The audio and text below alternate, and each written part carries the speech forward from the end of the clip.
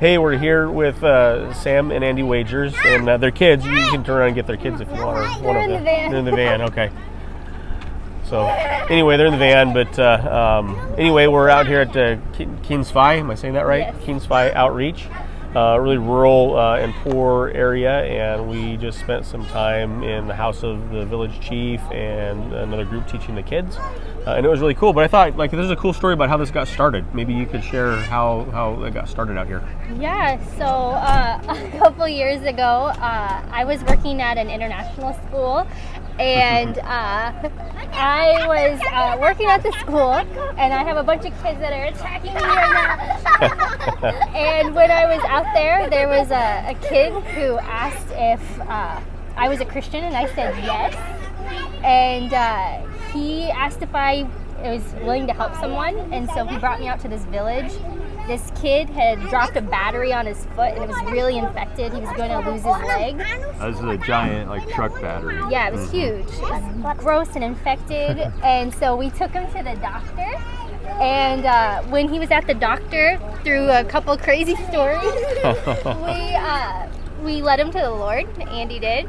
And then we started the church after a few months of him being in the hospital. Yeah. So pretty cool stories. So you guys have been coming out here now for a little over 2 years, I think. Yeah, we're on our third year right now. On the third year right now, and so just neat to get to experience this. And you guys, maybe tell everybody a little bit about your family. Yeah, you want to go ahead and talk? Yeah. So Sam and I were from Ohio, but we moved here to Cambodia, and about a month into our stay, we got a complete surprise blessing that these two little boys came in our lives. So now we have two sons, and one now is 9, the other one is 7. And they like Star Wars, and so they're cool in my book. Yeah, they're Khmer, but they're pretty much American now. They love the Lord, and hopefully raise them up to be pastors out here. So. So what are some ways that we can pray for the outreach here, people back home, and what are some ways that maybe we can just pray for you guys personally and your family? Oh yeah, with the outreach, there's so many needs for water. Like you see water laying around back here, but there's really not a lot of access to water. Mm-hmm. So wells are very, very important out here. Right now we have about I think there's 6 or 7 wells that we built, but the village, as you can see, it goes pretty wide. So that only reaches so many people. And also bathrooms. When you go to the bathroom, you pretty much go underneath your house, and that's it. No privacy or anything like that for showers. And about how many people would you estimate live kind of out in this area? There's at least a couple hundred in the area, just down the road. Yeah. So it's kind of stretched out community. It's kind of rural, but they're all just kind of packed together in these little houses. Yeah. So you guys can't see this in the video, but this is like a long country road, probably several miles long, and just kind of structures along the way where people live. And it's outside of the city. Like we drove probably an hour, 45 minutes or an hour or so to get out here. So it's outside of the city. Mm-hmm.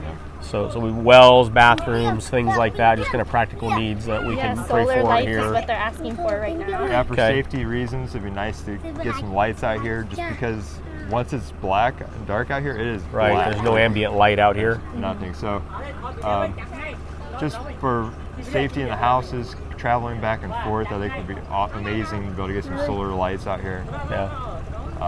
But what about for you guys personally? How can we pray for you personally and your family? Safety as we travel around, really. The ministries we have going on, like with the school.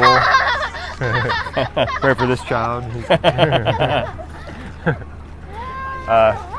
Yeah, so the ministries for the school, it's growing, and I just pray for opportunities to be able to minister to the kids and the finances to support those kids. Yeah. And just safety, everything we go through. What do you got? Yeah,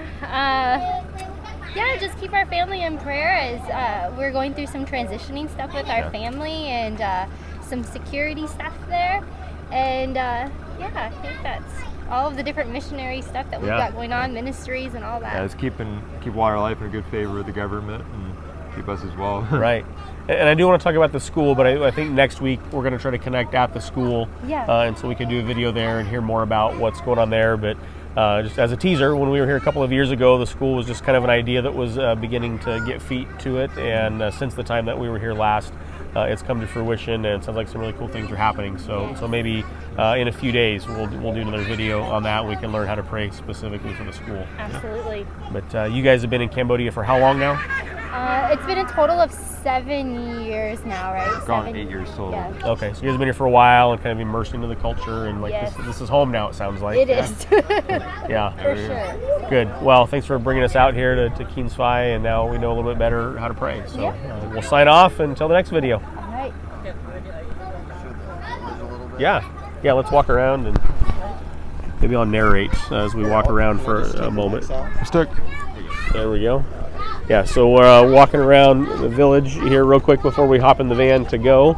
So you can get this shot down the long country road. A couple of cows here, not big like cows in America.